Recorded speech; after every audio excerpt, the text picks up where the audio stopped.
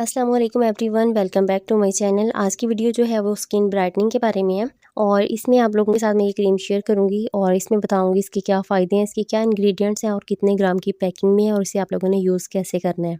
तो चलें video start करते हैं। ये रेज़ोलिन सी क्रीम बहुत ही अच्छी क्रीम है ग्लोइंग और स्किन ब्राइट करने के लिए।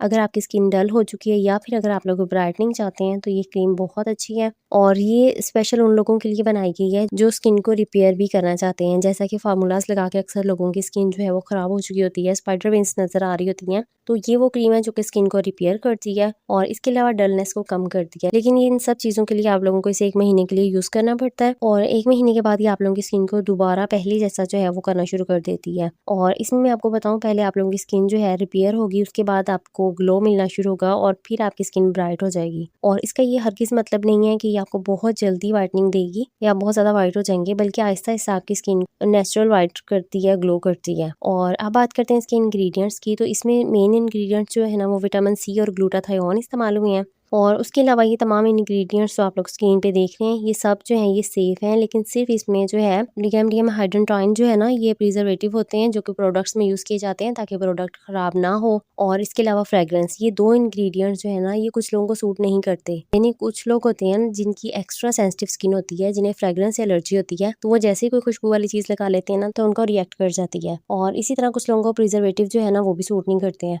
तो इसके अलावा बाकी सब लोग इसे यूज़ कर सकते हैं, सेफ़ है, कोई साइड इफ़ेक्ट्स नहीं है इसके।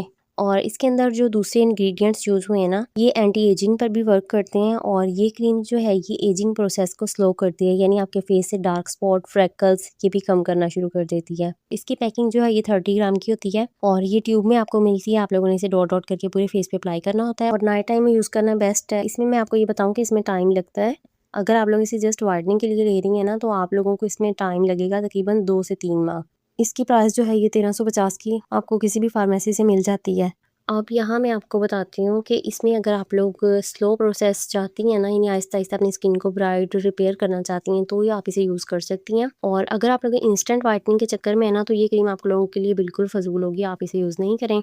क्योंकि कुछ लोग इंस्टेंट ब्राइटनिंग चाहते हैं ना तो उनके लिए मैं बोलूँगी कि आप लोग कोई और क्रीम ट्राई कर लें। उसके लिए मैं आपको एक क्रीम है उसका लिंक दे दूँगी, आप लोग जाके वो भी देख सकते हैं। मेरा एक्सपीरियंस इसके साथ बहुत अच्छा रहा। ये स्लो वर्क करती है लेकिन काफ़ी अच्छी क्रीम है, मुझे ये जो है काफ़ी अच्छी लगी है। आप लोग इसे ट्राई करें। और यहाँ मैं आपको बताऊँ, कोई भी क्रीम आप यूज़ करती हैं ना मुसलसल अपनी स्किन को उसकी आदत नहीं डाला करें। चाहे आप लोग एक्टा वाइट, रेज़ोलिन, जीके कोई भी क्रीम यूज़ कर रही हैं, आप अपनी क्रीम जो है ना वो आफ्टर 3 मंथ्स ज़रूर चेंज किया करें और अपनी स्किन को ज़रूर चेक किया करें। अगर कोई ऐसी क्रीम आप लोग बाय कर लेते हैं जो काफ़ी हैवी होती है और आप लोगों को 15 टू 20 डेज़ में लगता है कि आपकी स्किन जो है वो थिन होना शुरू हो गई है या आपकी रेडनेस हो रही है, तो उस क्रीम को फ़ौरन से स्टॉप कर दिया करें। अब यहाँ जो ये रेज़ोलिन के बारे में मैं आपको बता चुकी हूँ ना, ये काफ़ी सेफ़ है, इससे आपको साइड इफ़ेक्ट नहीं होंगे।